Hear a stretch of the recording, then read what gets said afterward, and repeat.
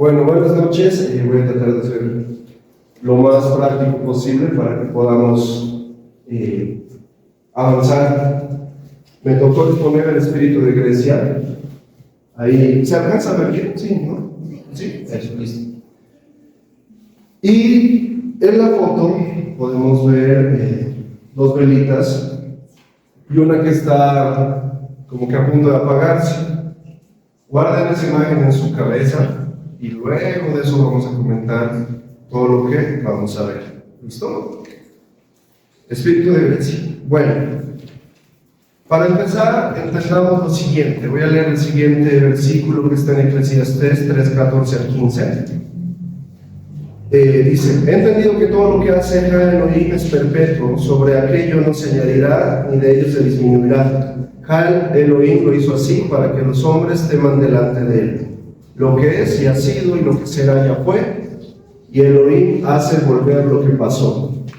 Esto no va a ser como que yo voy a hablar y todos se van a quedar en silencio, sino que vamos aquí a participar todos. ¿Quién me puede decir qué entiende por la parte que está en negrita? Dice: lo que es ya ha sido y lo que será ya fue, y Elohim hace volver lo que pasó. ¿Qué creen que está diciendo ahí? Parece un trabalenguas. Lo que es tiempo, si podemos decirlo presente, ya ha sido. Lo que será tiempo futuro, ya fue tiempo pasado otra vez. Y Elohim hace volver. Si lo hace volver es porque está en el pasado lo que pasó. Entonces es todo un tema, ¿no? Simplemente entendamos que Dios se mueve en la eternidad. Él no se mueve en los tiempos humanos. Él no se mueve como nosotros estamos acostumbrados a ver la historia. En los colegios nos han enseñado inicio,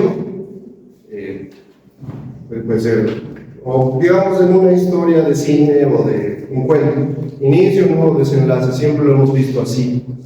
Pero el Señor puede agarrar acá y ponerlo acá porque todo ya pasó, todo ya fue, Él ya lo ha escrito, Él ya lo ha hecho. Y desde ese pensamiento guarden en sus mentes eternidad. Eso es lo que vamos a hablar hoy. Pregunta: si yo les hablo, ahora sí quiero que me respondan. Si yo les digo, ¿qué es el espíritu? ¿Quién me puede responder? No me diga, el espíritu está compuesto por 3 partes. No vale eso. ¿Qué es el espíritu? Hablemos, compartamos. A ver, ¿quién se anima? ¿Qué es el espíritu? Tanto nos hablan del espíritu, del alma, del cuerpo. Les ayudo. El cuerpo es fácil porque lo podemos ver, lo podemos tocar, lo podemos sentir. Si nos enfermamos, vamos al doctor, nos hacen una radiografía, si nos duelen los huesos, nos ven por dentro. Y es bien interesante que un doctor, simplemente para salir, como se dice, profesional, estudia de 5 a 6 años y luego otro tiempo más para simplemente especializarse en una cosa. Ahora, si el Señor se tomó ese trabajo para hacernos tan perfectos físicamente, ¿qué es el espíritu? Ahora, no podemos decir, es esto, es como decir, nuestro cuerpo es cabeza, tronco y extremidades. No, aplazado, ¿no? ¿Por qué? Porque no es eso. ¿Qué es tu cuerpo? Si a alguien le preguntamos, ¿qué es el ojo? Y empieza a decir, el ojo está compuesto por tal cosa. Respóndame a alguien a ver si me ayuda. ¿Qué es el espíritu? ¿Qué entienden por espíritu? Es un cuerpo glorioso que mora en nosotros y es el consolador que Jesús nos dejó. Listo, excelente. Es el cuerpo glorioso que mora en nosotros. Bien. ¿Quién más se anima? Vamos a avanzar. Para esto, antes de hablar de Grecia, tenemos que entender qué es nuestro espíritu. Todo lo que nosotros somos, para todos esos temas que se van a desarrollar, necesitamos entender que todo es espiritual. Dice, el espíritu del hombre. ¿De quién? Del hombre. ¿Es diferente al espíritu de Dios? Sí. Dice, nuestra naturaleza no es la natural. O sea que nosotros vamos a ir creados así para que este cuerpo muera y aquí termine. Esa no es nuestra naturaleza, sino la espiritual, ya que antes de que fuéramos seres humanos, fuimos espíritus conocidos y nombrados por Dios. ¿Quién me ayuda a buscar Jeremías 1:51? ¿Quién? Marco, por favor. Efesios 1:4. ¿Quién quiere buscar Efesios 1:4? La hermana Scarlett, listo. Y el Salmo 139, del 13 al 16. Ahí está. ¿Salmo qué? 139, del 13 al 16. Estamos diciendo que somos seres, antes de que fuéramos seres humanos, fuimos espíritus conocidos y nombrados por Dios. Jeremías 1:51, Mafe, ¿qué dice? 1:51, sí, Jeremías 1:51. La hermana Scarlett de Efesios 1:4 y Sarita, Salmo 139, del 13 al 16.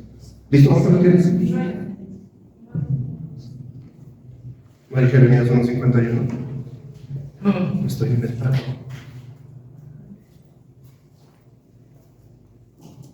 ¿Qué pasó?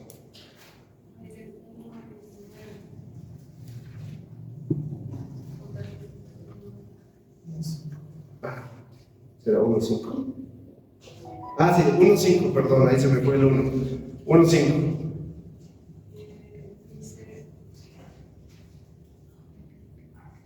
Antes de que formaste el bien, te conocí, y antes que nacieses te santifiqué, te di por profeta a las naciones. Listo. Ahí podemos ver que la palabra que se le está dando a Jeremías es la misma que se nos da a nosotros antes de nacer, físicamente. El Señor ya nos conoce, ya nos tiene un nombre, ya ha escrito en su libro todas las cosas que vamos a hacer. Efesios 1:4, hermano Scarlett. Según nos escogió en él antes de la fundación del mundo, para que fuésemos santos y sin mancha delante de él. Nos escogió antes de la fundación del mundo para que seamos sin mancha, santificados. Sarita, Salmos 139, 13 al 16. Tú creaste mis entrañas, me formaste en el vientre de mi madre. Te alabo porque soy una creación admirable. Tus obras son maravillosas y esto lo sé muy bien. Mis huesos no te fueron desconocidos cuando en lo más recóndito era yo formado, cuando en lo profundo de la tierra era yo entretejido. Tus ojos vieron mi cuerpo en gestación. Todo estaba ya escrito en tu libro.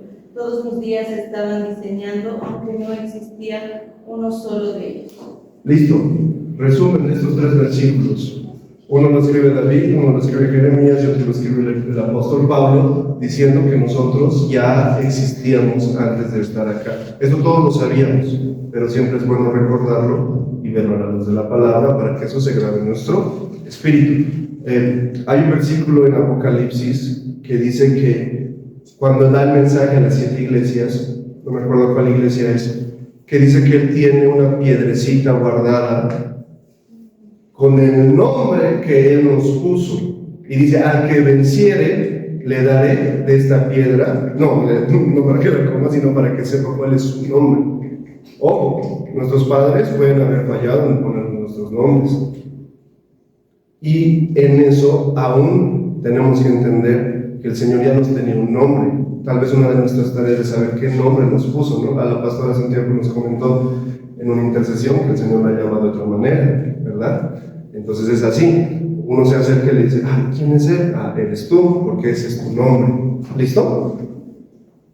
Adán y Eva estaban revestidos ¿de qué? De Cristo, quien es la luz primera. Por él fueron hechas todas las cosas y por quien hasta ahora subsisten. En Cristo están contenidos todos los tesoros de la sabiduría y del conocimiento. Listo. ¿De qué estaban revestidos Adán y Eva? De Cristo. Cristo estaba desde la fundación del mundo. Dice que él fue crucificado antes de la fundación del mundo. Es tremenda esa palabra. Listo. Colosenses 2, del 2 al 3 dice: para que sean consolados sus corazones unidos en amor, hasta alcanzar toda riqueza de plena certidumbre del entendimiento, a fin de conocer completamente el misterio de Dios, el Mesías, en el cual están escondidos todos los tesoros de la sabiduría y del conocimiento. El diseño original de Dios para con nosotros está reflejado ¿en quién? Estaba reflejado ¿en quién? En Adán, es decir, lo espiritual estaba sobre lo natural. Además de eso, el hombre tenía el espíritu activo al 100% y los 7 espíritus de Dios brillaban en plenitud. ¿Qué estoy hablando? Cuando Adán fue creado, dice que él sopla y se vuelve un ser viviente, tiene un alma viviente. Cuando él está creado y está en el Edén, está revestido de una gloria. Es bien interesante que aún muchas iglesias no han podido explicarnos esto, porque creen que la desnudez en realidad no es que se les haya quitado una ropa o algo, sino que estaban revestidos de una gloria que no permitía que se viera más allá que la gloria de Dios mismo en el hombre. Ese es el diseño original, que nosotros seamos vestidos de la gloria de Dios completo, en nuestro espíritu, en nuestra alma y en nuestro cuerpo.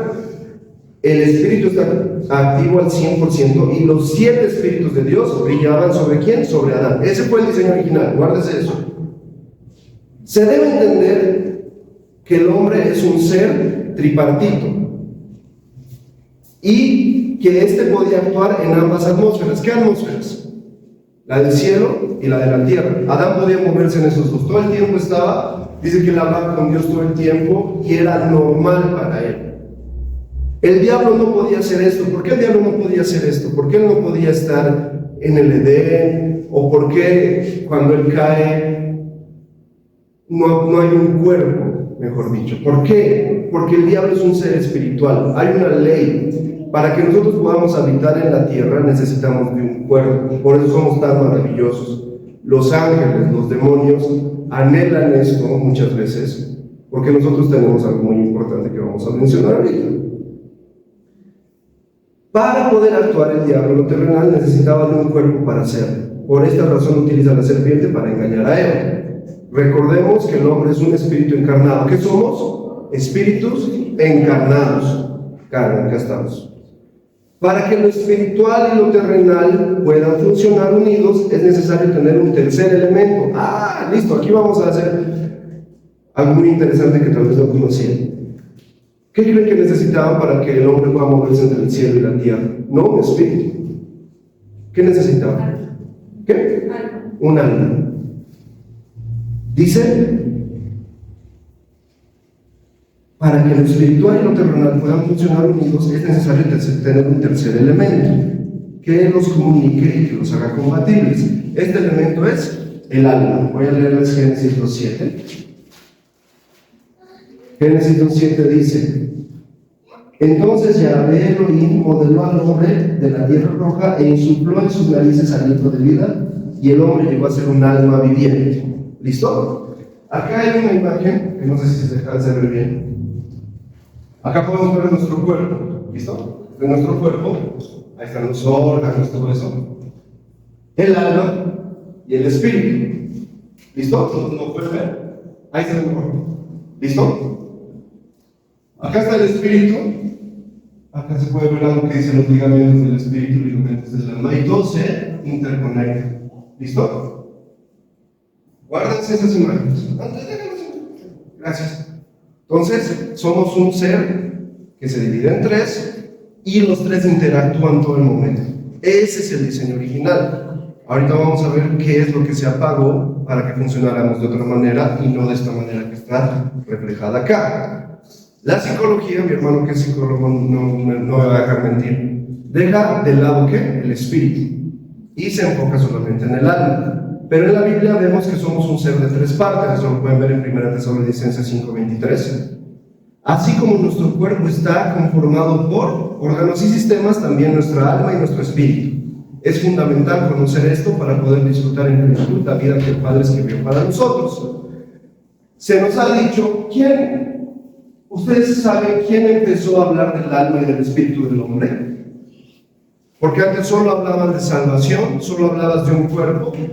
Si tú orabas al Señor eras salvo y listo, esa era la vida del cristiano. ¿Ustedes saben quién empezó a hablar y a tener más o menos una lucecita hace muchos años, principios del siglo XX, a escribir sobre el cuerpo, sobre el alma y sobre el espíritu del hombre? ¿Alguien sabe? Watchman Nee.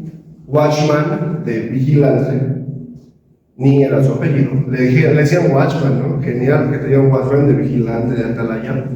Él empezó a escribir sobre lo que era el hombre hace muchos años, inicios del siglo XX. Y él dijo que nuestro espíritu se partía en ¿qué? Comunión, intuición y conciencia. Esto el pastor nos ha repetido. Y el alma en mente, emociones y voluntad, ¿verdad? Listo. Pero no había mucha más luz sobre esto. Y muchos pastores han ido buscando, han ido recibiendo revelación. Y es bien interesante que aún la nueva era maneja algunos términos que van a ver ahorita. ¿Por qué les estoy hablando del espíritu y no estoy hablando del espíritu de gracia? Porque van a entender todo lo que se ha apagado por este espíritu. Recordemos este ejemplo. A ver, ¿qué ven ahí?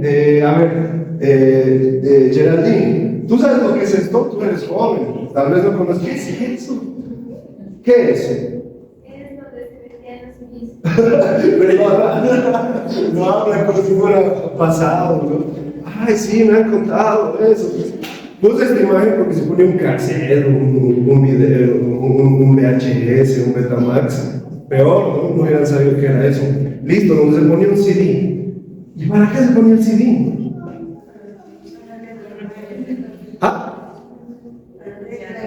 Para ver una imagen. Listo. Recuerden este ejemplo. Miren, listo.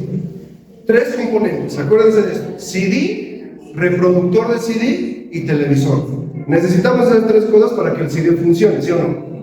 Porque si tengo el CD y le empiezo a pegar a la tele, no pasa nada. Si tengo el reproductor y tengo el CD, pero no tengo un televisor, tampoco sirve de nada. ¿Por qué les estoy hablando de esto? El alma es lo que hace al ser humano un ser diferente de cualquier otro espíritu angélico o demoníaco. Es la maquinaria perfecta que, unida al espíritu, le da al hombre la capacidad de gobernar y de interpretar cualquier dinámica espiritual, sea de Dios o de Satanás. ¡Ojo! Dios creó el alma para que el hombre pueda interpretar el espíritu de Dios. Por esta razón, Satanás codiciaba el alma. ¿Listo? Ahora sí, volvamos al ejemplo. Tengo el CD. ¿Listo? El CD va a ser el espíritu. ¿Ya? El mensaje espiritual. El CD. Entonces voy. Para que yo pueda reproducirlo en el televisor, ¿qué necesito? Un reproductor. El reproductor es el alma. Y el televisor es el cuerpo, porque yo actúo sobre ese. Lo hago más claro. Estoy en intercesión y el Señor me dice, no sé, me dice, llena un vaso con agua. Listo. Mi alma lo procesa, lo envía a mi mente. Mi mente empieza a trabajar. ¿Y cuál va a ser la finalidad? Traer lo espiritual a lo natural. Puse esto, pero necesitamos el alma para poder traer el mensaje. Por eso Satanás necesitaba el alma del hombre, no el espíritu, el alma, porque él es espíritu y sabía que si se juntaba con otro espíritu no pasaba nada. No, el diablo no puede meter acá un espíritu de drogadicción acá sin que haya alguien que interprete su mensaje y lo haga visible. ¿Me hago entender? Listo. El alma, si bien podía interpretar, traducir y manifestar todo lo que era Dios, también podía interpretar a todo espíritu de las tinieblas. El alma es un instrumento de Dios para gobernar la tierra. Ahora, ¿la tierra puede ser gobernada por las tinieblas? Sí. ¿La tierra puede ser gobernada por Dios? ¿Por los hijos de Dios? ¿Por la iglesia? Sí. Pero si nosotros vemos la batalla ahorita, ¿quién está ganando en la tierra? El diablo. El diablo lleva mucha ventaja en muchas cosas. Y ahorita se van a dar cuenta cuando vayamos viendo algunos puntos que el diablo es astuto. Dice que es como un león rugiente que anda viendo a quien devorar. Y es audaz. Satanás sabía que entre los animales no había ninguno en quien colocar un espíritu de humanismo, de drogadicción ni de mentira, ni de tantos otros como estos. Solo el imponente alma del hombre podía contener estos espíritus y transmitir sus pensamientos y conductas. Entonces, ¿cómo funciona todo? Imagínense que ustedes han escuchado la historia de cómo empieza todo este tema de la idolatría. Hay muchas historias en diferentes pueblos y la historia es casi la misma. Está un indígena caminando, buscando qué cazar, y ve ahí, no sé, lo que va a cazar, y de repente siente un miedo, porque siente que haya un protector. Entonces, digamos, ve un árbol y dice, no, este protege el bosque, entonces tengo que pedirle permiso para poder actuar. Y puede ser que en esta adoración que hace, en su ignorancia, se le aparezca el espíritu tal cual es, el que está ahí en el bosque, y así empieza todo. ¿Por qué tenemos tantos dioses? Acá en Bolivia hay un montón de dioses. Vayan a otro país, tienen sus dioses. Vayamos a Grecia, tenemos 10.000 dioses para toda cosa, ¿no? Y son porque son espíritus que se muestran porque necesitan del alma. Y si no hay un hombre que baje sus diseños, ahora imagínense cuántos hombres han sido utilizados por las tinieblas para ver todo lo que vamos a ver: espíritu de Belial, espíritu de Jezabel, todo eso fue bajado por un hombre. No es que el diablo diga, listo, lo pongo acá y funciona. No, necesita de un hombre para poder mostrar sus diseños, así como Dios necesita de la iglesia para mostrar sus diseños. Interesante. Los dos árboles deben conocer eso muy bien. Voy a ir más rápido. El que come del árbol de la ciencia del bien y del mal, ¿qué pasa? Adormece su espíritu. Le quita la vestidura espiritual, la que cubría el alma. Por eso cuando comen, su alma, el alma de Adán y Eva, estaban cubiertas por un espíritu más fuerte. Y cuando comen el árbol de la ciencia del bien y del mal, esa cobertura espiritual se va, y ya no hay eso que brillaba, y dicen, estamos desnudos, y Dios dice, ¿quién te ha dicho que estás desnudo? ¿Por qué estás haciendo esto? Y es hasta vergonzoso para ellos, y se cubren con unas hojitas. No matan, no. Primer sacrificio, ¿no? Se mata ahí un Dios, de paso Dios hace eso. El que come de la ciencia, del árbol de la ciencia, adormece su espíritu, separa las dimensiones del espíritu de los de la tierra. La condición del espíritu determina el destino del alma. ¿Quién me puede decir eso? La condición del espíritu. ¿De qué nos estamos alimentando? Eso va a determinar el destino de nuestra alma y lo que vamos a gobernar. El conocimiento y la sabiduría de las tinieblas gobernaron en el alma de Adán al comer de este árbol. A partir de ahí nace el ego, nace el yo. El hombre está por encima de Dios. ¿Les da el recuerdo eso a Grecia? Sí. Cuando empieza, ¿no?, el humanismo, ¿no? El hombre por encima de Dios. Miren, ya el espíritu de Grecia está operando acá, sin saber que luego sí va a ser visible con todo lo que fue su imperio. El árbol de la vida, ¿quién es? Dice, ¿no?, en Apocalipsis que tiene diferentes frutos, sus hojas son para sanidad de las naciones. Es tremendo, es tremendo. El árbol de la vida es Jesucristo, quien es la luz del conocimiento eterno. La luz primera, ¿cuál luz? Primera. ¿Que ilumina qué? El entendimiento del Espíritu para poder conocer al Padre y sus insondables misterios.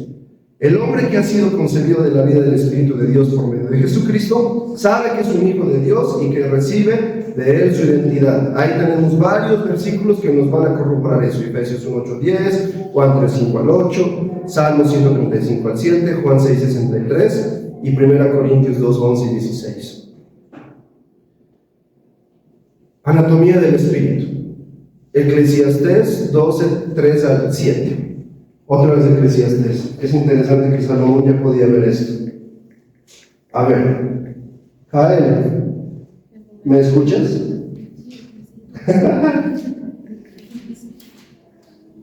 A ver, quiero que me trates de explicar esto.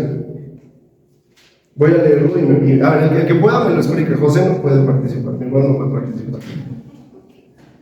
Dice Eclesiastés 12, capítulo 12, versículo 3-7, dice: el día en que tiemblen los guardianes de la casa, antes, aquí está hablando, eso lo hablamos en la reunión de jóvenes, dice: acuérdate de tus creadores en los días de tu juventud, antes de que vengan los días malos y no encuentres en ellos contentamiento. Baja y dice: antes antes de que se oscurezca el sol y la luz y las estrellas y las nubes vuelvan tras la lluvia, el día que tiemblen los guardianes de la casa. ¿Quién son los guardianes de la casa? Y se encorven los hombres fuertes y cesen las que muelen porque han disminuido. ¿Quiénes son las que muelen? Está hablando del cuerpo. ¿Quiénes son las que muelen? Cuando eso, las muelas, los dientes, dicen, mira, acuérdate antes de que tu cuerpo ya va a estar ahí, ya no puedo moverme. Dicen, mira, antes de que las que muelen, porque han disminuido, dicen, ¿no? Se nos van a caer los dientes, ¿no? Y ahí empieza a hablar del cuerpo. Ahora me voy al versículo clave. Dice, en el versículo 6, Jair, ¿qué crees que está diciendo acá? Antes de que se rompa el cordón de plata y se aplaste el cuenco de oro y se quiebre el cántaro junto a la fuente y la rueda hecha pedazos caiga en el pozo. ¿Alguien puede entender eso? Es un misterio gigante, ¿no? Gracias a Dios por la profeta Ana Méndez, que ha podido ahondar en este tema, ¿no? Vamos primero por el cordón de plata, la cadena de plata.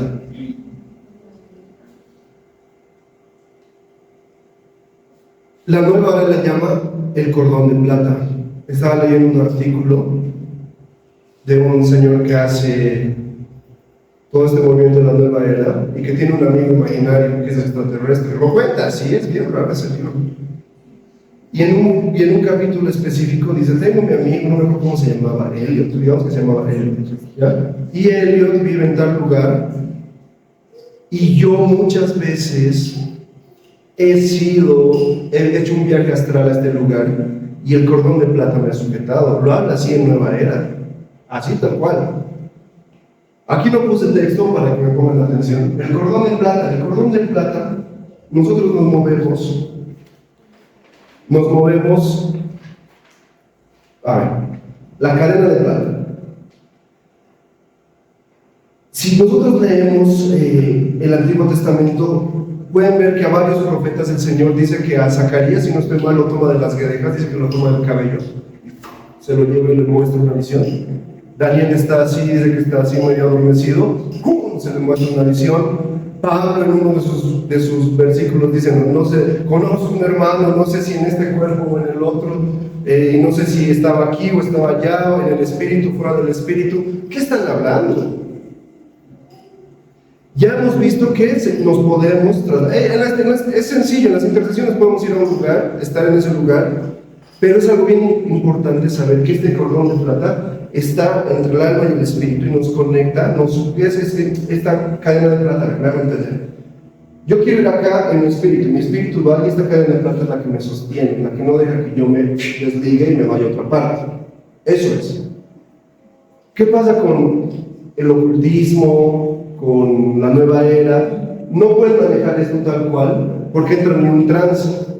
La cadena de plata nos activa para poder trabajar en las dos atmósferas. Por eso yo puedo hablar con Tutsi así cara a cara y a la vez estar viendo el lugar donde estoy en el espíritu. ¿Cómo pasan las intercesiones? Estoy viendo un lugar. ¿Y tú, Tutsi, qué estás viendo? Yo veo tal cosa. ¿Y José, dónde estás? No, yo estoy jugando allá, tal. Pero podemos comunicarnos. No es algo místico.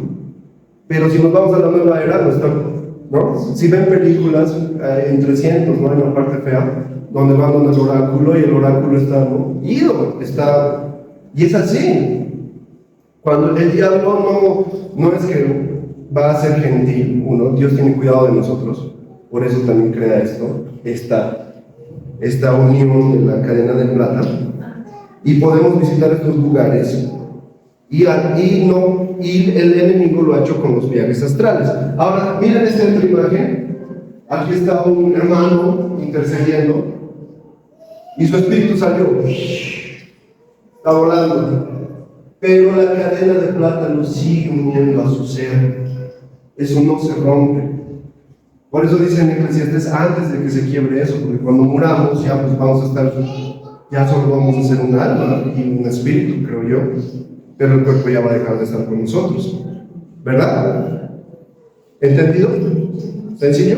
Listo. ¿Por qué está hablando de esto? Quiero saber de Grecia. Ya. El cuenco de oro. El cuenco de oro lo tenemos acá. ¿Ya? Vamos a ver. Este cosito, miren, hay tres fondos, ¿no? Uno que está negrito, que creo que ya saben que es. Uno que está brillando y uno que está irradiando más luz. El cuenco de oro es una parte de nuestro espíritu que se asemeja al diseño del tabernáculo. A ver, examen. ¿Qué era el tabernáculo? ¿En qué estaba dividido el tabernáculo? Atrios. Listo, excelente, pastora. 10 sobre 10. Atrio, lugar santo y lugar santísimo, ¿verdad? Y esto a mí me pateó hasta esta mañana que estaba viendo leer. En el atrio había algunos utensilios, estaba el lavacro, ¿verdad? Había un balde gigante como que de bronce, creo así bien para lavarse. Luego está el lugar santo. ¿Qué estaba en el lugar santo? ¿Se acuerdan?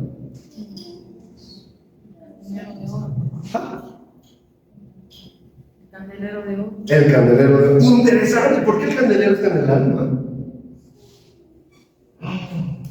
Eso a mí me dejó. No está en el lugar santísimo. ¿Qué estaba en el lugar santísimo? No, la menorá estaba en el lugar santo, lo acaba de decir pastor, el candelero. ¿Qué estaba en el lugar santísimo?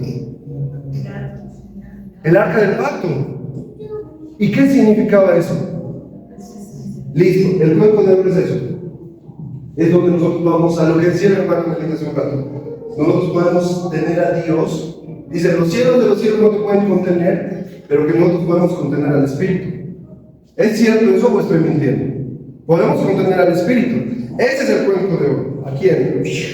Es cuando el Espíritu entra. Y se asemejaría a lo que es el lugar santísimo donde estaba el arca del pacto. Es la presencia de Dios en el templo, en nosotros.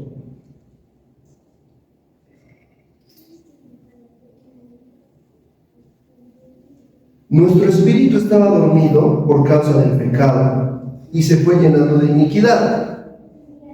Cuando nosotros no hemos sido rescatados por el Padre, por Cristo, nuestro cuerpo está así. Ayer, no sé cuándo hablábamos que muchos creen que el pecado solamente puede estar en el alma o en el cuerpo, pero también hay contaminación de espíritu. Eso es aún más profundo. Dice, en Malaquías 2:16 dice que la infidelidad mancha el espíritu. La infidelidad, el correr tras otros dioses, el ser infiel al Creador, daña nuestro espíritu. ¿Por qué? Es simple. Si yo corro a un Dios X, alequeco, ¿no? No me acuerdo ahorita. El espíritu se llena de eso, del disque Dios de la abundancia, y mi espíritu se va adormeciendo y apagando. Entonces, ¿qué pasa? Cuando el espíritu entra al cuenco de oro y somos nacidos de nuevo y estamos en intercesión, esto es lo que pasa. Nuestro cuenco empieza a brillar. ¿Han tenido esa visión? Yo sé que mi esposa muchas veces ve eso, ¿no? El espíritu empieza a salir y colores empiezan a rodear. Es bien interesante cómo empezamos a operar en el espíritu. Y eso es porque estamos siendo llenos. Del cuenco de oro es donde dice la palabra que brotarán de nosotros ríos de agua viva. ¿Qué es un cuenco? Como una ollita, como un recipiente. Entonces, ¿para qué sirve una ollita, un recipiente, una jarra? ¿Para qué? ¿Para contener qué? ¿Para contener qué? Líquido. ¿Quién dice que es el agua viva? El que bebe de mí no tendrá sed jamás y de su interior brotará. Ahí está. El cuenco. Comemos de Cristo, estamos recibiendo de Cristo, está vienen los ríos de agua viva, y cuando nos llenamos empezamos a dar. Hay más profundidad en eso, pero no me quiero quedar ahí. El cántaro, la fuente y el pozo. Ahí habla en Eclesiastes, antes de que el cántaro se rompa al lado de la fuente y el pozo y las ruedas en el pozo. Así funcionamos, todo el tiempo somos los tres, el espíritu, alma y cuerpo está funcionando. Voy a contarles algo rápido. ¿Quién conoce la historia del diálogo de Jesús con la samaritana? José conoce, Pablo conoce, Pablo conoce, todos conocemos. Es bien interesante. Estaba leyendo el libro de Ana Méndez y Ana Méndez tiene una visión, estaba viendo prédicas de otros señores, pero a mí el Señor también me habló. ¿Quién conoce el diálogo entre Jesús y la samaritana? ¿Qué pasa? Dice que Jesús llega a un pozo, ¿no? Está cansado y se sienta, ¿verdad? ¿Qué pasa después? Aparece la samaritana con sus cántaros y se pone a su lado. ¿Y qué le dice Jesús? Dame de beber, ¿verdad? ¿Qué pasa? ¿Qué le responde la samaritana? Dime.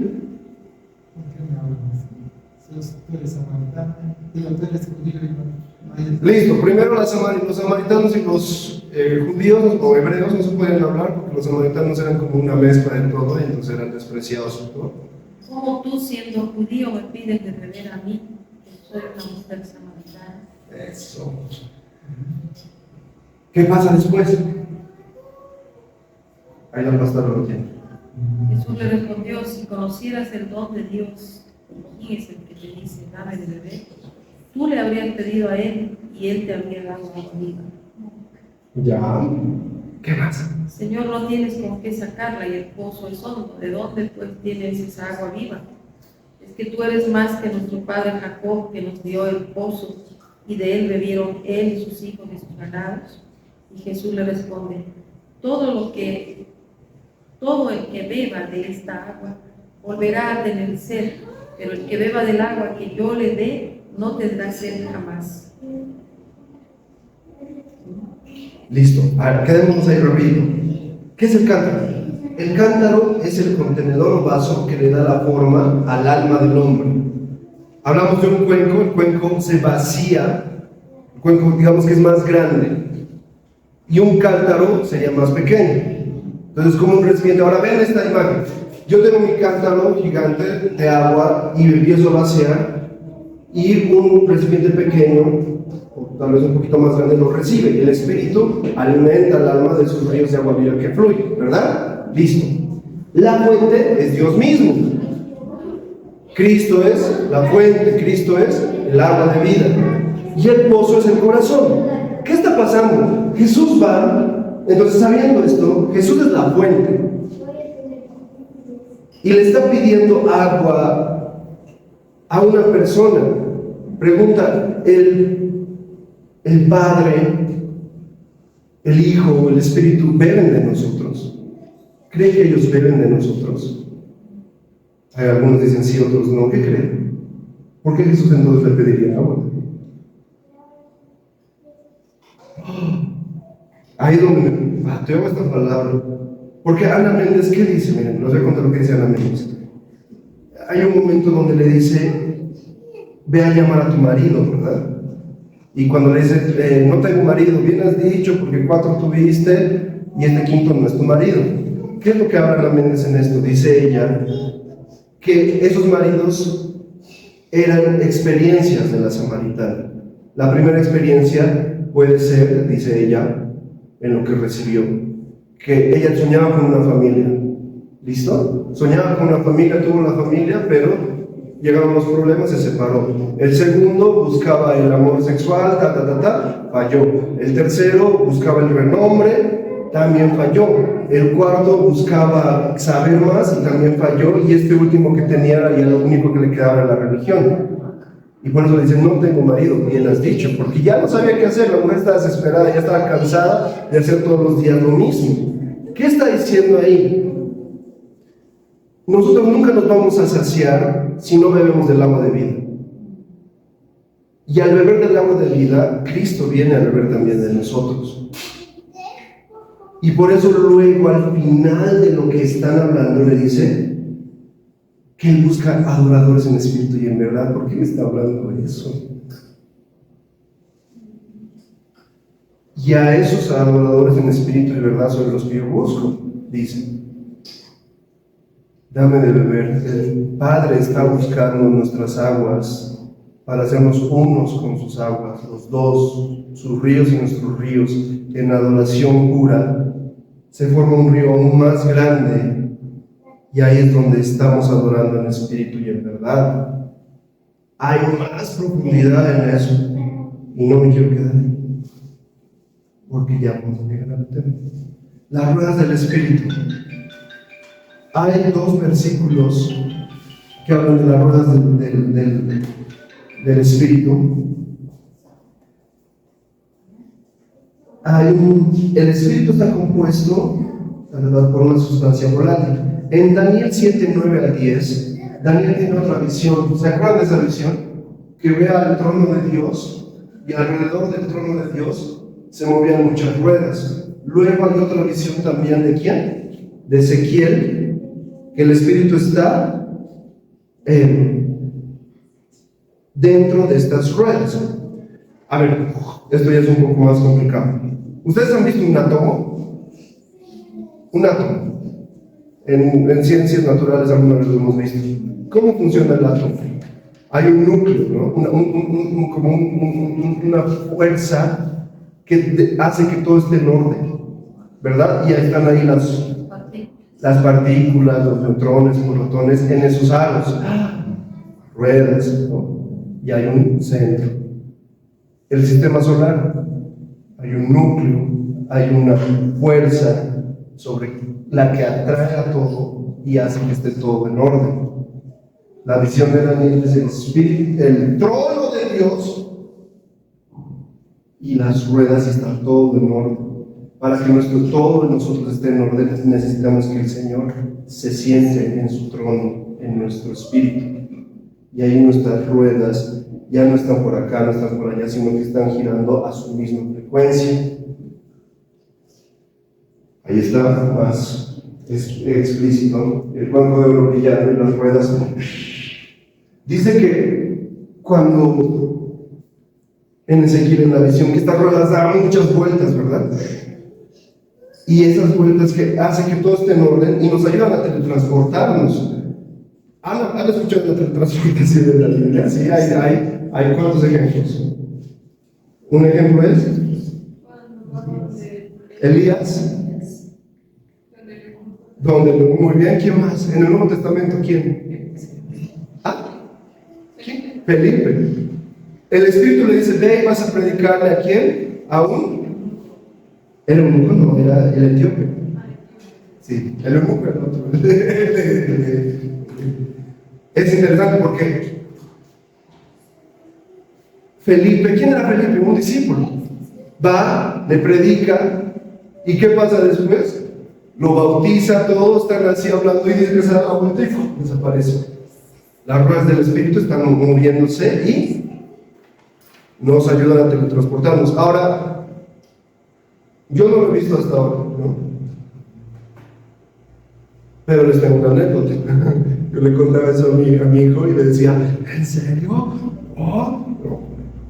Nosotros venimos de una congregación en La Paz donde también todo esto era normal. Las intercesiones, las guerras espirituales. Y era una noche de intercesión. Uy, las hermanas estaban peleando no sé contra quién. Y estaban así todos en círculo y de repente empezó a vibrar el cielo. Y ahí esto, ¿no? Empezó así como que a vibrar y ¡pum! Cayó un yatiri. Y el yatiri se asustó, se quedó así como que ¿qué está pasando acá? ¿No? Y se asustó tanto y ¡pum! Salió corriendo. ¿Cómo le explicas a alguien esto con el espíritu dormido? Para ellos dice que es locura, ¿no? Ahora dice que la hermana Scarlett y sus hijos tienen grandes testimonios y nosotros también hemos visto la obra de Dios en esto. ¿Para qué les estoy hablando todo esto? No voy a abundar más en el espíritu del hombre, es mucho. Los 7 espíritus de Dios. Los 7 espíritus de Dios están dentro de nosotros. Ahorita les mencioné que están en el alma. Ahí está el temor a Jehová, el espíritu de Dios, el de sabiduría, el de conocimiento, el de ciencia, el de inteligencia y el de consejo, y el de poder, los 7 espíritus. Ya vamos a volver a los espíritus. Ahora sí, rápido, el espíritu de Grecia. ¿Por qué les he hablado tanto del espíritu del hombre? ¿Cómo funcionamos? ¿Qué somos? ¿Por qué ahora va a hablar de Grecia? Este hermano está perdiendo el tiempo. Listo. Los griegos, ¿quiénes eran los griegos? Amantes de la sabiduría, y por eso buscaron el conocimiento al punto de desarrollar una mente idólatra. Ellos adoraban el conocimiento y les era muy difícil comprender la locura de la fe. Grecia no solo intelectualiza el conocimiento bíblico y obstaculiza la revelación de la palabra y de la voluntad de Dios, sino que da lugar a otros espíritus, como cuáles: el espíritu de injusticia, fornicación, perversidad, avaricia, maldad, envidia, homicidio, contienda, engaño, murmuración, crítica, aborrecimiento de Dios, injuria, soberbia, altivez, desobediencia a los padres, necedad, deslealtad, falta de amor y falta de misericordia, entre otros. Activa casi todo. El espíritu de Grecia, ¿cómo funciona? Como una estructura rígida, impregnada de ¿qué?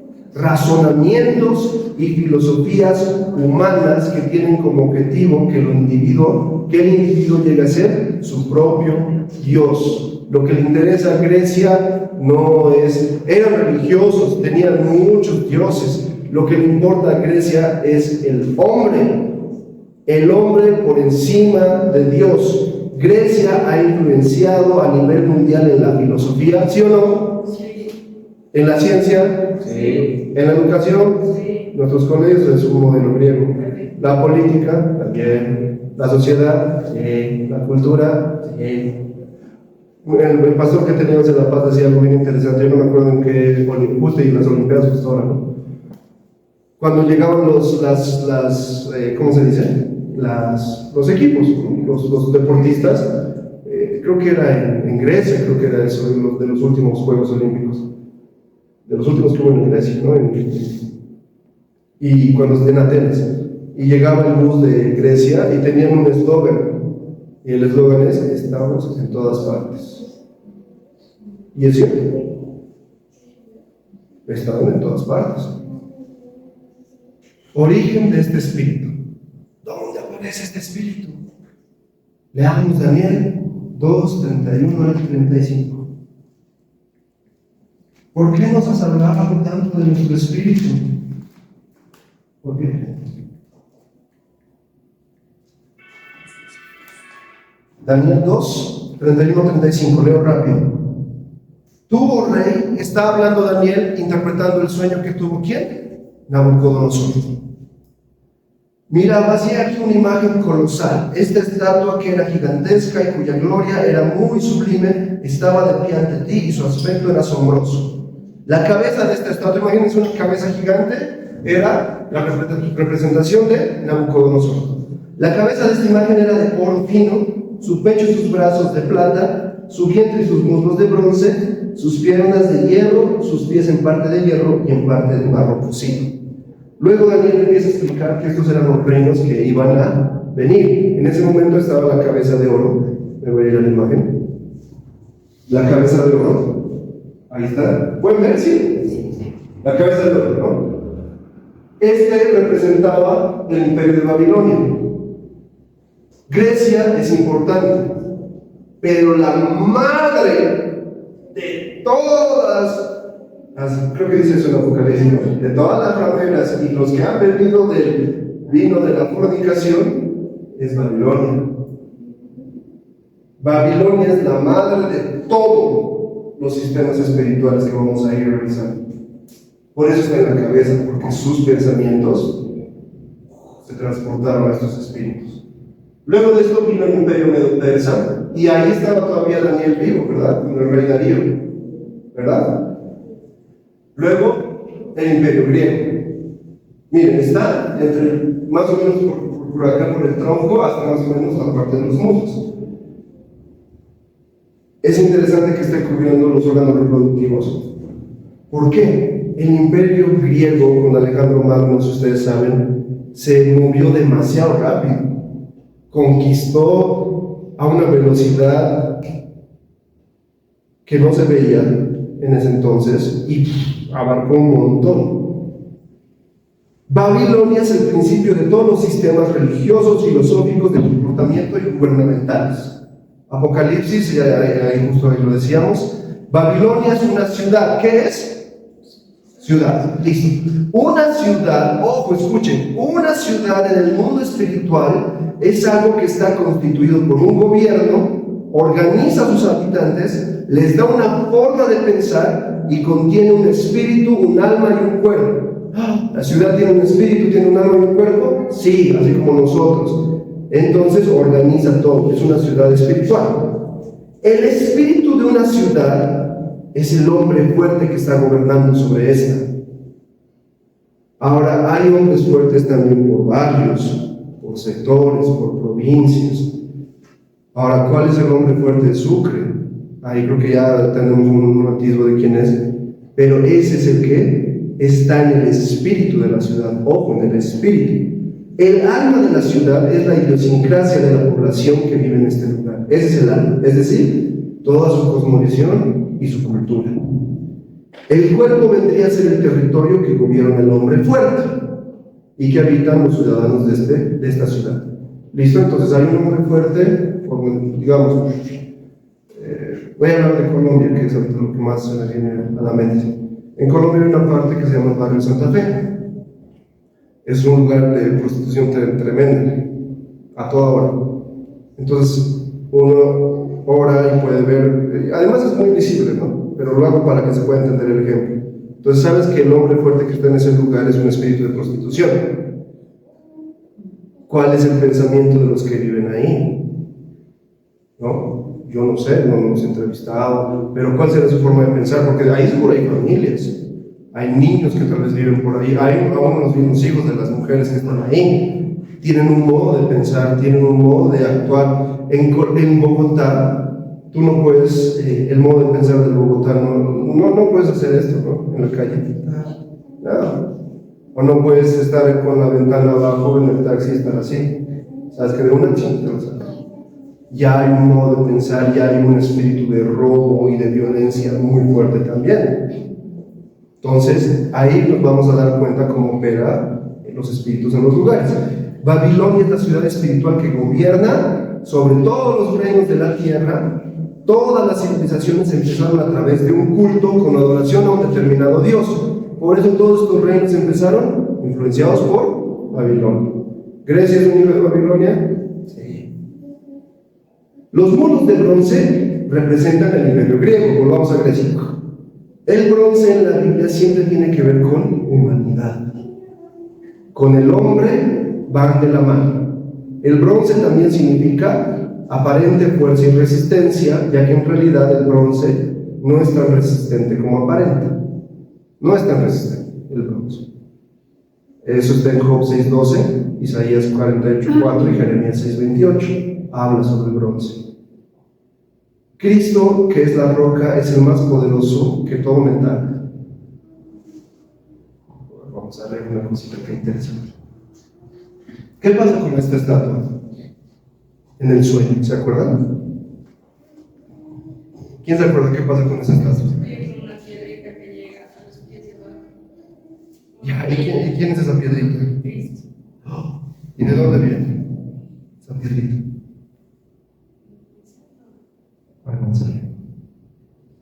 ¿Dónde está? ¿Dónde está? En Daniel 2:35. Sí, gracias, pastor. La piedra cortada, no con mano, representa el reino de nuestro Señor Jesucristo, que debe ser creado en los reinos de la tierra, sobre las ruinas del reino de Satanás en ellos. Esta fue la piedra que desecharon los edificadores, ya que no estaba hecho con sus manos, pero se convierte en la piedra principal del ángulo, Jesucristo. Y miren, esto dice en el versículo 35, todo lo que dice la pastora es cierto, dice en el versículo 35, casi al final, dice: pero la piedra que golpeó la imagen vino a ser un gran monte que llenó toda la tierra. ¿Cuál es ese monte? ¿Cuál era el monte que dominaba en Grecia? ¿Tienen un monte?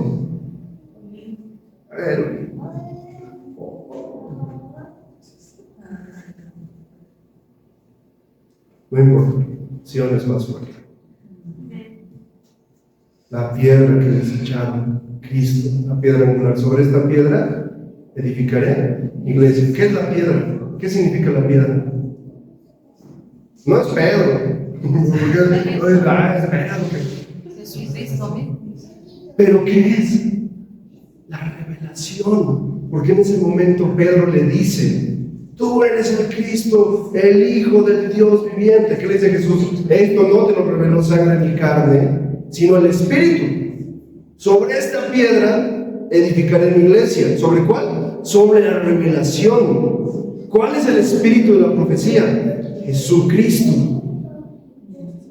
La iglesia tiene que estar cimentada en la revelación. Por eso Grecia no puede comprender todo lo que hablamos. Yo sé que si la hermana Scarlett va y le cuenta a cualquier persona lo que está diciendo: estás loca, esas son coincidencias de la vida. Pero no. Ya vamos a ir, hermanos.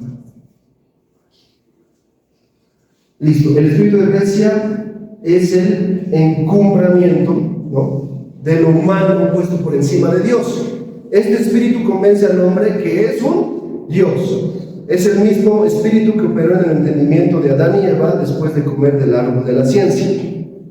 Cuando empezamos la reunión, estábamos cantando una canción que fue compuesta por un amigo, y es la canción y es la oración de Adán. Por eso dice: si pudiéramos verte otra vez, si pudiéramos escuchar tu voz, si me vistieras, Señor, con tu luz otra vez. Adán seguro lloró tanto. No es que ahorita se están dando cuenta que Grecia operó desde el Edén para robar la comunión. La comunión está acá en el cuenco de oro, porque es Cristo en nosotros. Un abismo llama a otro abismo y las aguas se hablan. Grecia influye en el pensamiento del hombre. ¿Qué representa? La razón. El hombre por encima ¿de quién? De Dios. Uno debe razonar para poder entender a Dios. Mentira, por eso es tan difícil evangelizarle a alguien que tiene tanto conocimiento. Pablo muestra ahí en Hechos, cuando va a discutir con dos tipos de filósofos, los epicúreos y los estoicos, y dicen: este es un charlatán, está hablando de que resurrección y todo esto. Por eso es tan difícil, pero hay una forma de vencer eso. El espíritu de Grecia es un espíritu de orgullo. Los griegos siempre se caracterizaron por buscar incansablemente el conocimiento. Es todo lo que tiene que ver con la mente, el intelectualismo y el racionalismo. De Grecia nace ¿qué? La filosofía, que significa amor al conocimiento. Este espíritu siempre se ha manifestado como humanismo secular o sabiduría de los hombres sin Dios. En Daniel 7:1 se relata la visión sobre los reinos. Otra vez Daniel ve los reinos, pero esta vez ya no los ve como una estatua, sino los ve como animales. ¿Cómo era Grecia? Está descrito como una bestia semejante a un leopardo, con 4 alas de ave en sus espaldas, con 4 cabezas, y le fue dado dominio. El leopardo es un animal muy veloz que nos indica la rapidez del alcance de este espíritu. Rapidez en la comunicación, comercio, alcance cultural y militar. Alejandro Magno se movió a través de los países con alarmante rapidez, tal cual un leopardo furioso matando y sojuzgando. Las 4 alas y las 4 cabezas representan los 4 reinos en los que se dividió este imperio. Cuando terminó el imperio griego, se dividieron esos 4. Y ahí está el leopardo con 4 cabezas, 4 alas, que representaba el espíritu de Grecia.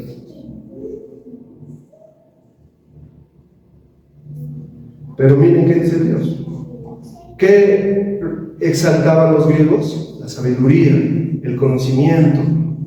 Yo sé más que tú. ¿Sabes qué, Jael? Yo sé más que tú. Por eso soy mejor que tú. ¿Sabes qué? Sé más de Dios. Sé la palabra. ¿Aún puedo esperar en la iglesia? Sí. Pero dice la palabra que si la revelación no está fundamentada en la palabra, es nada. Yo puedo saber esto mil veces, haberla leído, pero si no está el Espíritu operando para hacerlo una verdad en mi vida, tampoco sirve.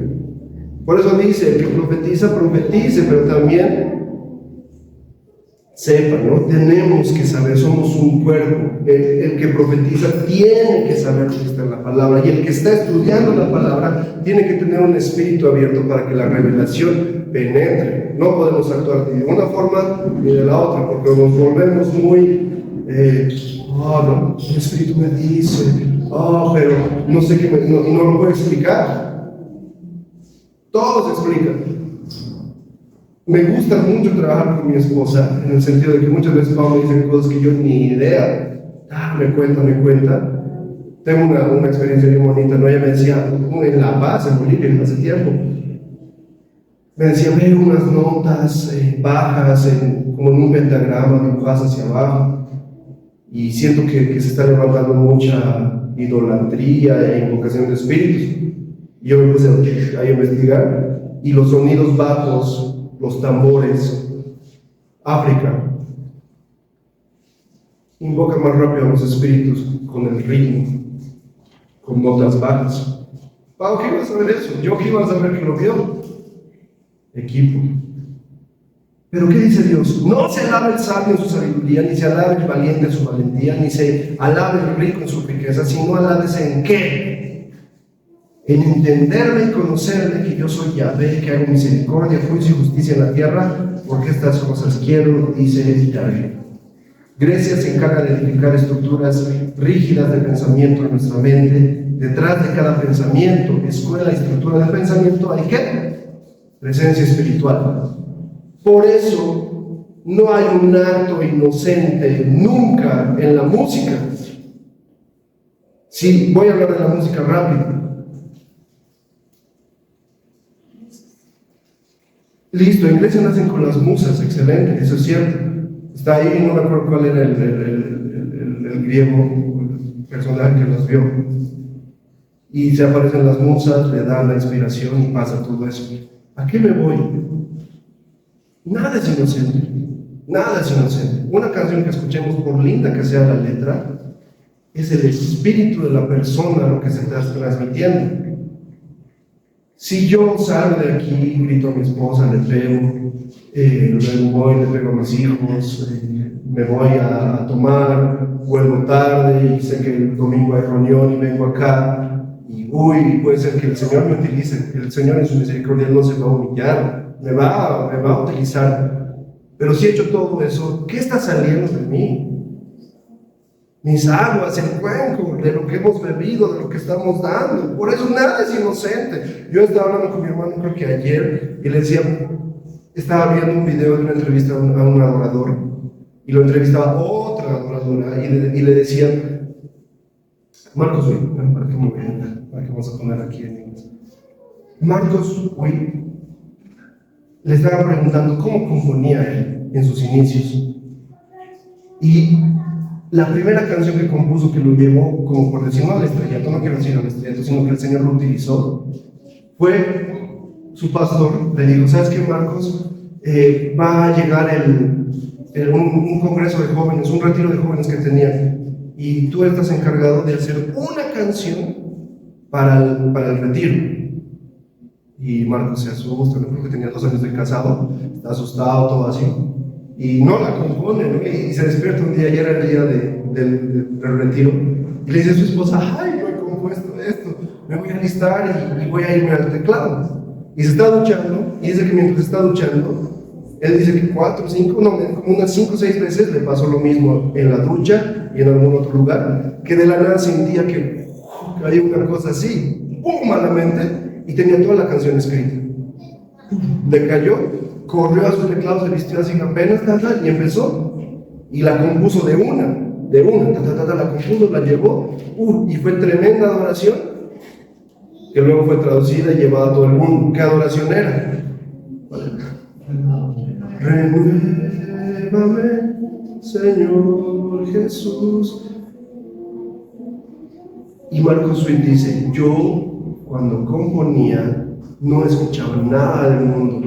Mi papá, que era pastor, porque él es hijo de misioneros, solo le decía, en mi casa solo se escucha esto, y solo tenían cassettes de adoración cristiana en inglés, porque en ese tiempo, si ustedes saben, la historia de la adoración en Latinoamérica y eso, no había alguien, él es el primer referente, es la punta de lanza, y ya luego se vienen los otros Marcos, y ya más o menos de la mano, ¿no? Marcos Barrientos, está Danilo Montero. ¿Qué pasa con eso? Y él dice, mi fuente de inspiración, mi contacto directo, siempre era esa adoración. Y la persona que le está entrevistando dice, me parece muy sorprendente porque yo estoy acostumbrado a escuchar música secular y muchas veces mi creatividad viene de ahí. Ahora no quiero juzgarla, pero yo no me imagino a Cristo o a David yendo a ese ejemplo del pastor, no el pastor de acá, sino un pastor que tenemos. Decía, yo no me imagino a David yendo con los filisteos a ver un concierto a Aragón y decir, ay, qué bonito, ¿no? De aquí puedo sacar una idea y luego sigo al templo a tocar. No creo, ¿verdad? Nunca es un acto inocente todas las expresiones de arte, una película, lo que sea, cualquier expresión que haga. Yo puedo escribir un tremendo poema a mi esposa, pero si hay infidelidad, ¿cierto? De cada pensamiento hay un espíritu, detrás de cada pensamiento. Grecia limita al creyente para que no pueda entrar al reino de Dios y a la dimensión sobrenatural. Por eso, cuando hay adoración, hay tremendos momentos proféticos, el que está solamente en conocimiento no puede moverse en eso, no puede. Y ahí está el versículo que dice en Romanos 8:5, porque los que viven según la carne tienen la mente en las cosas de la carne, pero los que viven según el Espíritu, en las cosas del Espíritu. Pero un hombre natural no acepta las cosas del Espíritu de Dios porque para él son necedad y no pueden entenderlas, porque antes de discernirse espiritualmente, la Biblia lo dice. Un hijo de Grecia es el gnosticismo. Yo no conocía muy bien el gnosticismo, hoy lo estaba viendo con mi esposa y es horrible. Es una mezcla entre el cristianismo, entre los primeros cristianos, con la filosofía griega. Y mucho de lo que hablaba Platón lo agarraron. Y Platón tenía un espíritu guía. ¿Cuál era ese espíritu guía? Demiurgo. ¿Quién es Demiurgo? Para Platón al principio lo describe como Dios, el creador. Pero con todo el sincretismo que existe, luego Demiurgo pasa a ser el carcelero del alma. ¿Qué hace con Platón Demiurgo? Crean la aritmética. Y eso está en los escritos, hay escritos biográficos y escritos también del mismo Platón que está charlando con Demiurgo. Esta mezcla del pensamiento oriental y la filosofía de Platón tiene una concepción dual, ¿no?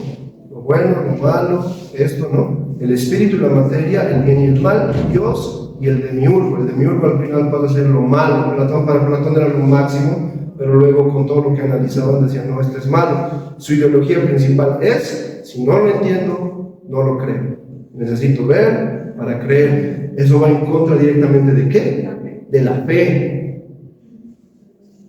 Eso es lo que quiere Grecia, que no tengamos fe. Necesitamos ver ahorita en esto para poder actuar. Que todo sea tangible. Pero ¿qué dice Dios? Es pues la fe, la certeza de lo que se espera, la convicción de lo que no se ve. El justo por la fe vivirá.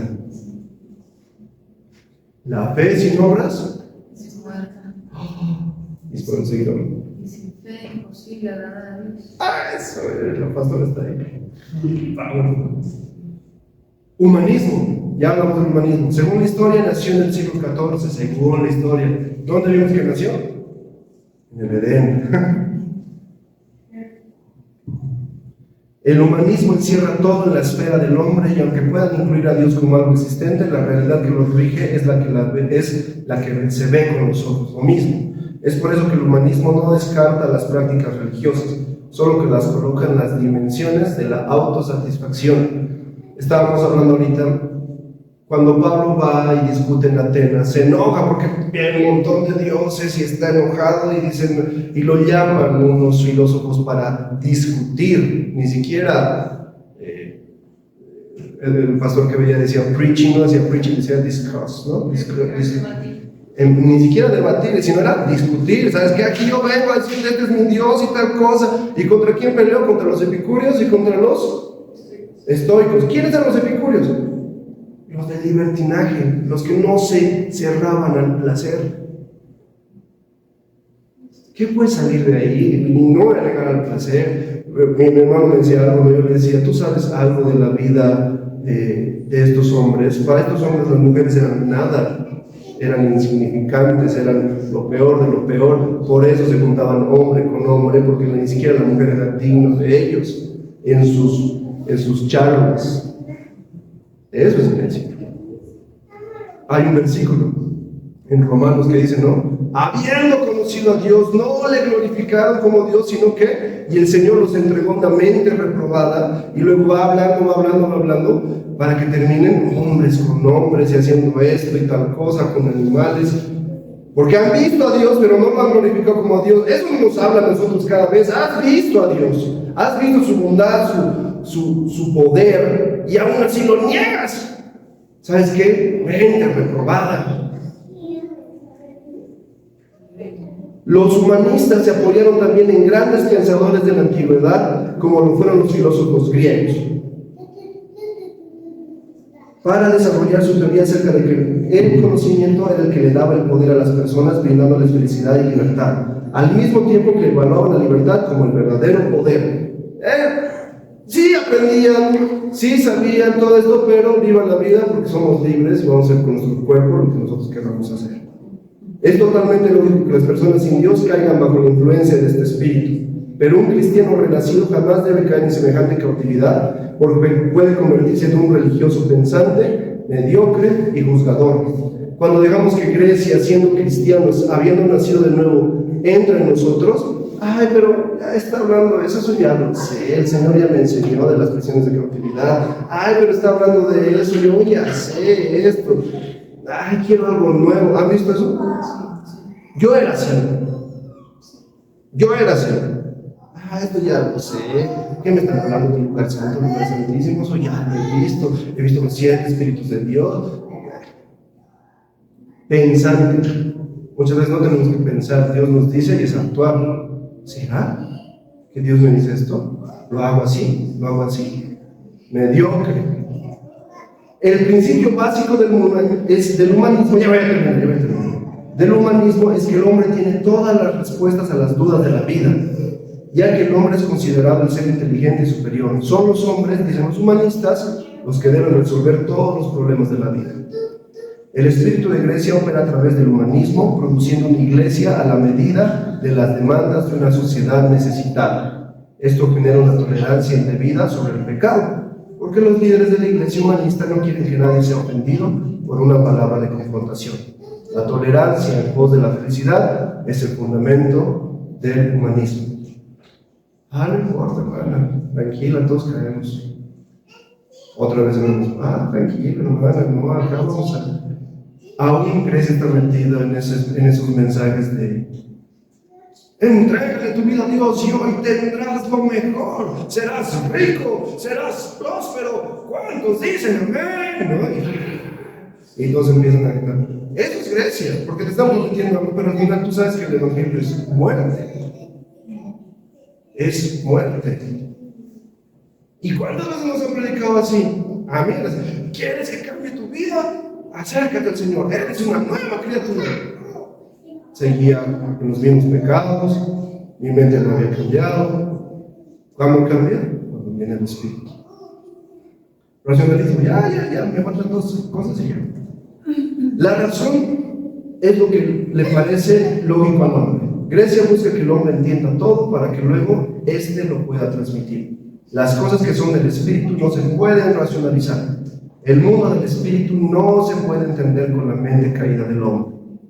1 Corintios 1:18 dice, porque la palabra de la cruz ciertamente es necedad para los que se pierden, pero para nosotros los salvos es poder de Dios.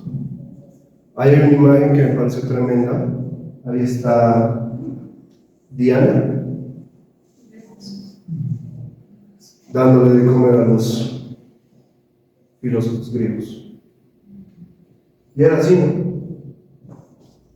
Pues beben de un agua y lo daban al mundo y hasta ahora sigue vigente. Tengo 3 versículos poderosos. Dice: mirad que no haya quien os esclavice por medio de filosofías y huecas sutilezas, según la tradición de los hombres, conforme a los rudimentos del mundo y no según el Mesías.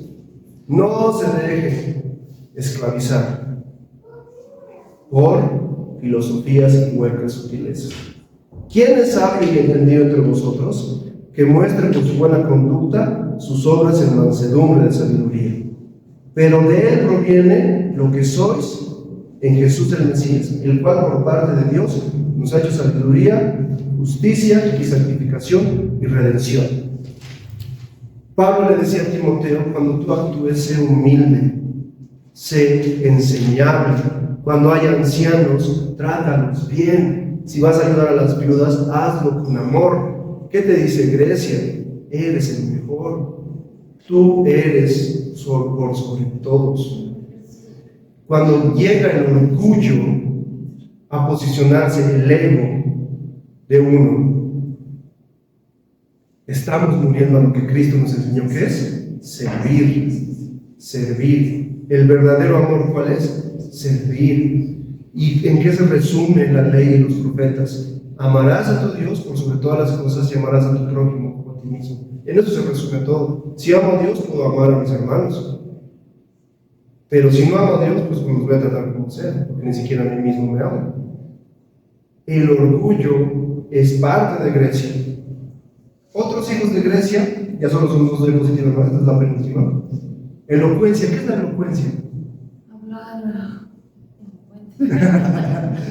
Hablar con palabras rimbombantes, con palabras. Y que capte la atención. Los griegos aplaudían al más elocuente. ¿Qué pasa? Hoy les voy a enseñar esto. Podríamos tomar esos vendedores ambulantes, ¿no? Que venga, hermano, cada cosa ahí agarran su ratón y tal cosa y te muestran el baigón, Eso es elocuencia que te atrae, que a pesar. Y es bien interesante porque está el tipo vendiendo acá, ¿no? Y hay gente, y quieras o no, tú volteas.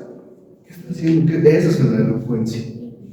Nosotros no podemos actuar por elocuencia porque son solamente vanas palabrerías. Debemos actuar bajo el Espíritu de Dios y decir lo que el Espíritu de Dios nos está diciendo.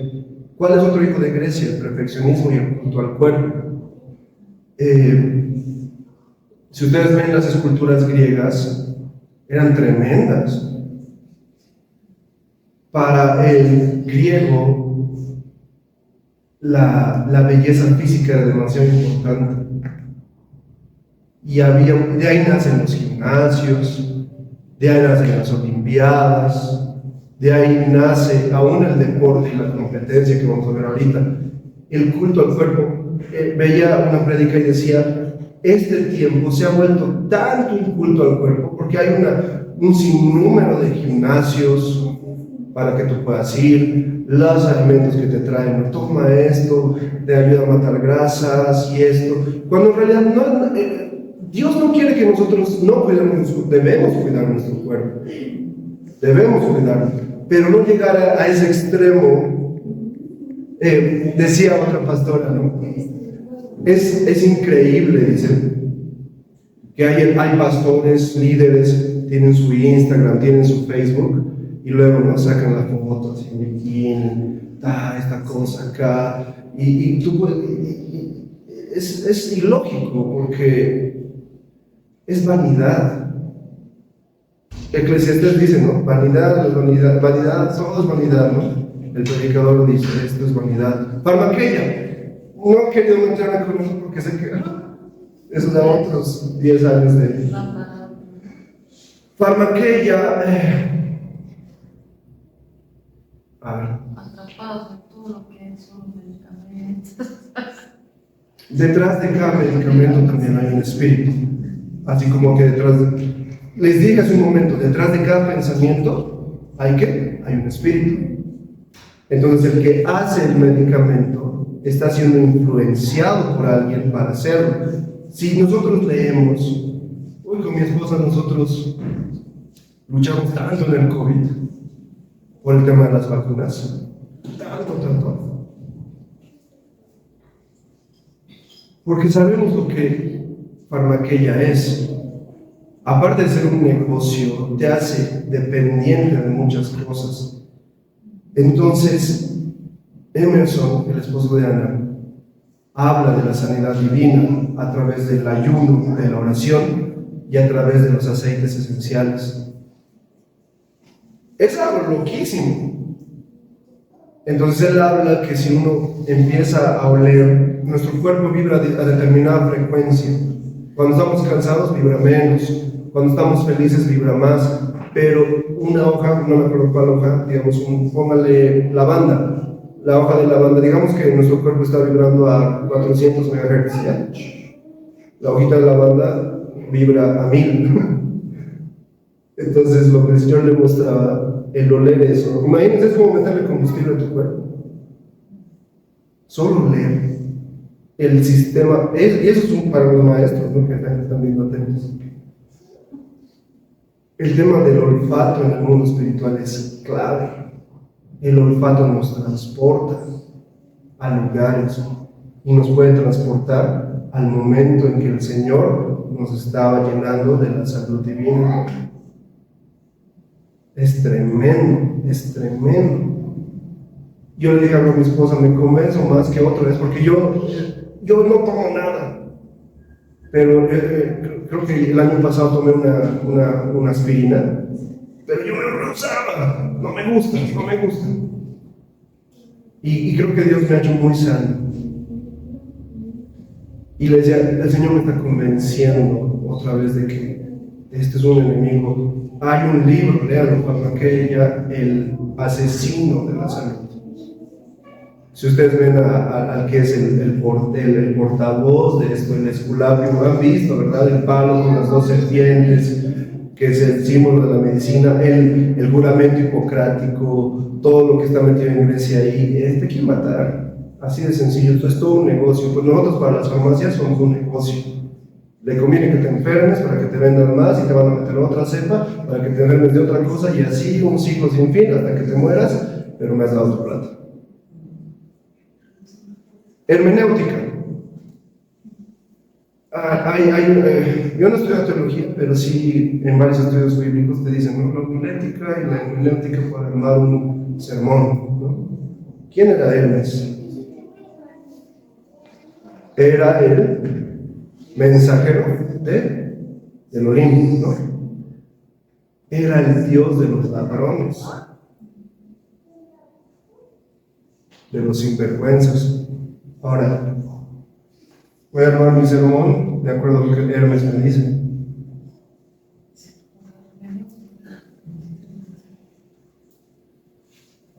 El ego, hablamos de eso. Competencia, ¡ay, las Olimpiadas! ¡Qué lindo! Sí, es bien lindo ver las Olimpiadas. Las Olimpiadas nacieron como un culto a Zeus. Solo participaban hombres y participaban desnudos. La mujer estaba fuera, no metieron a la mujer. Y para presentarse hacían un sacrificio. Y el que ganaba era pues premiado, ¿no? Dice otra leyenda que cuando Zeus era bebé, había como 5 enanos en el Olimpo que competían entre ellos y el que ganaba, Zeus le ponía la cosita, los laureles. Oh, ¿de dónde viene todo? Todo tiene una explicación, nada es casual. Todo. Pregúntense, les dejo esa tarea. ¿Por qué comemos torta en los cumpleaños? ¿Por qué soplamos una vela en el cumpleaños? Listo, ahí les dejo. Cuando lo descubran dirán, ¿no? ¿Qué está pasando acá? En las iglesias se ha metido la competencia. Yo he conocido un montón de iglesias en La Paz donde se formaban campeonatos de fútbol. ¿Y qué pasa cuando ves a un hincha y vas al estadio? Empieza a vociferar sandeces, te envuelve un espíritu de ira. La competencia es ganar, cueste lo que cueste.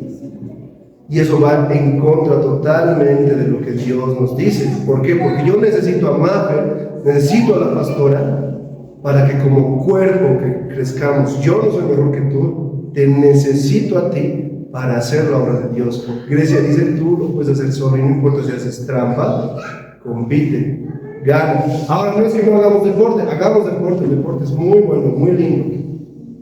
Pero si llega la competencia, el espíritu, gracias. Narcisismo, ya, ¿no? Narciso, un hombre que vivió bajo su propia maldición después de verse tan hermoso en el rostro del agua. Libertinaje, democracia. ¿Por qué la democracia es mala? Parece algo bueno, porque tenemos que estar de acuerdo para poner a nuestros líderes políticos. Pero ¿por qué es mala en la iglesia? Porque los hombres no son quienes para poner a una persona a predicar. El que pone, el que saca, el que construye, el que edifica es el Espíritu, es Dios mismo. ¿Cuántos creen que el hermanito merece? No. ¿Qué dice el Señor? Y la democracia, ahora, obviamente ya no podemos encontrar eso que está ahí metido, ¿no? Que el Señor nos revela que hay que hacer. El entretenimiento viene de Grecia.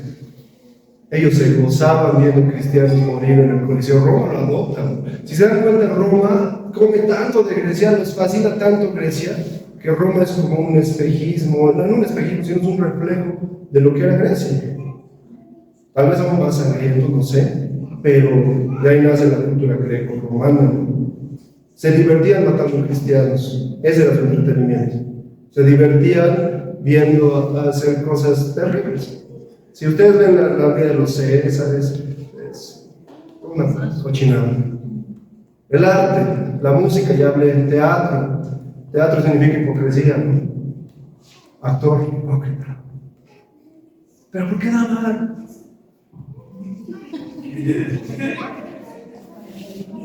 Pronto se les revelará eso. La pintura, la religión, el paganismo, ¿no? Todo eso está dentro de Grecia. Pregunta, ¿cómo vencemos a Grecia? Vamos a leer primero. Primera Corintios 1, 18 al 31. Es largo, pero van a entender todo. Dice: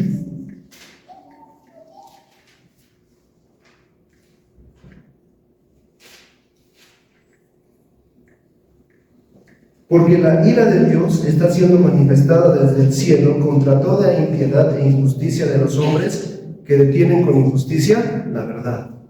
Porque lo que de Dios es conocido es evidente para ellos, pues Dios se los manifestó. Porque las cosas invisibles de Él, su eterno poder y deidad, se hacen claramente visibles desde la creación del mundo, entendiéndose por medio de las cosas hechas, de modo que son inexcusables. Porque habiendo conocido, yo estoy leyendo Romanos, perdón, y estaba todo emocionado. Perdón, no me dicen nada. Sí, quiero decir. Listo, ahora sí. Porque la palabra de la cruz ciertamente es necedad para los que se pierden, pero para nosotros los salvos es poder de Dios. Porque está escrito: destruiré la sabiduría de los sabios y desecharé la inteligencia de los entendidos. ¿Dónde está el sabio? ¿Dónde el escriba? ¿Dónde el disputador de esta época? ¿No aturdió Dios la sabiduría de este mundo? Por cuanto en la sabiduría de Dios el mundo dejó de conocer a Dios mediante la sabiduría. Agradó a Dios salvar a los creyentes por medio de la necedad de la predicación. ¿Por qué somos salvos? Por la predicación. ¿Qué es la predicación? Es ver su reino. Arrepiéntanse porque el reino de los cielos se ha acercado. Cambien su forma de pensar, porque si no, el reino de Dios no puede entrar a nuestras vidas. Porque los judíos, ¿qué piden los judíos? Señales. Y los griegos buscan, ¿qué? Sabiduría. Pero nosotros predicamos ¿a quién? Al Mesías crucificado. Ese es nuestro poder. Para los judíos ciertamente tropezadero y para los gentiles necedad, mas para los llamados, tanto judíos como griegos, el Mesías es poder de Dios y sabiduría de Dios. ¿Cuál es nuestra sabiduría? Cristo. Cristo es la palabra, el verbo, la sabiduría de Dios que debemos comer. Porque lo necio de Dios es más sabio que los hombres, y lo débil de Dios es más fuerte que los hombres. Porque mirad, hermanos, vuestro llamamiento, que no sois muchos sabios según la carne, ni muchos poderosos, ni muchos nobles, sino que lo necio del mundo escogió Dios para avergonzar a los sabios, y lo débil del mundo escogió Dios para avergonzar a los fuertes. Y lo vil del mundo y lo tenido en nada escogió Dios, lo que no es, para anular lo que es, para que ninguna carne se jacte delante de Dios. Pero de Él proviene lo que sois en Jesús el Mesías, el cual por parte de Dios nos ha sido hecho sabiduría y justicia y santificación y redención, para que, como está escrito, el que se gloría, gloríese en el Señor. Amén. Amén. Tengo un versículo más tremendo. ¿Cómo vencemos a Grecia? Con el Mesías. Zacarías 9, del 9 al 17, para terminar con broche de oro. Zacarías.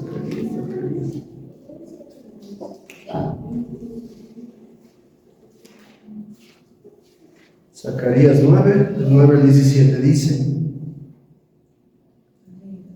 Alégrate mucho, capital de ¿dónde? De Sión.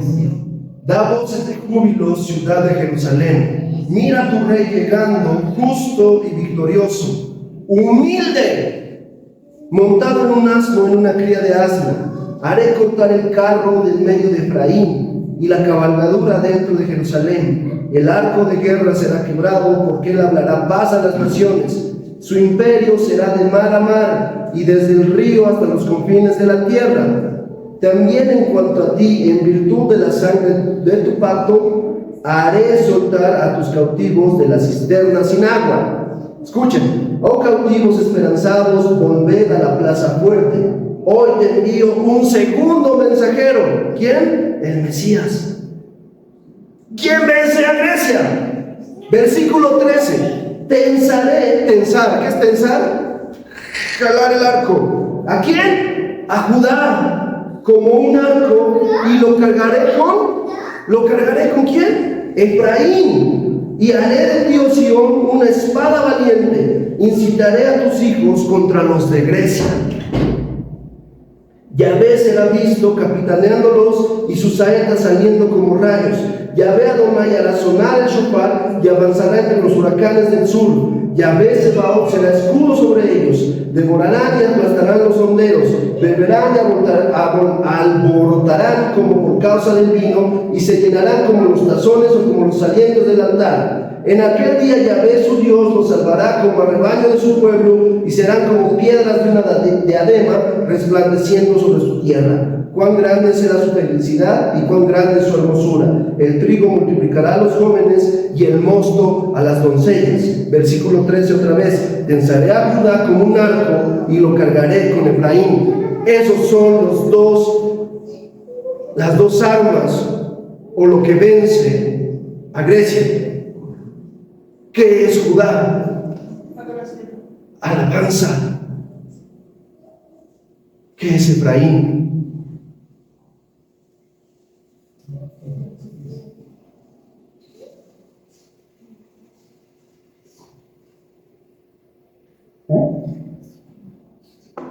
Efraín significa fructífero, doblemente fructífero, hijo de José. Lo que vence a Grecia es la alabanza y el fruto del Espíritu en su congregación. Eso es lo que vence al Espíritu de Grecia. ¿Por qué? Porque en la alabanza el Espíritu de Dios trae libertad, trae profecía, trae palabra, y es ahí donde se empiezan a ver los frutos del Espíritu. Los frutos están representados por Efraín, porque Efraín era doblemente fructífero. ¿Queremos vencer a Grecia? ¿Quieren vencer a Grecia? ¿Queremos vencer a Grecia? Adoremos. Porque en la adoración el Espíritu se hace. Por eso les hablé del Espíritu del hombre, para que sepan dónde va a entrar el Espíritu, cómo va a actuar en nosotros. Hay más cosas, está el corazón, están los ligamentos, hay muchas más cosas, pero eso que les mostré es clave para que entiendan que así como la samaritana, volvemos a la samaritana, le diga, si tú me pides agua, sabes que yo soy el agua viva, el que beba de mí no tendrá sed jamás, y de su interior brotarán ríos de agua viva. Y estos adoradores es los que busca el Padre, adoradores en espíritu y en verdad. En ese diálogo, Jesús le está hablando a la religión, a los dioses que había tenido esta samaritana, diciéndole, ¿sabes qué? Necesito beber de ti, así como tú bebes de mí, para que nuestras aguas se hagan uno. Guárdense Zacarías 9 al 17, el versículo 13. Yo escuchaba eso hoy y decía, wow, Judá es el arco, tensado y balanzar a Efraín. La adoración nos va a dar las flechas para que el fruto del Espíritu se manifieste. ¿A quién se acuerda de los frutos del Espíritu? Amor, paz,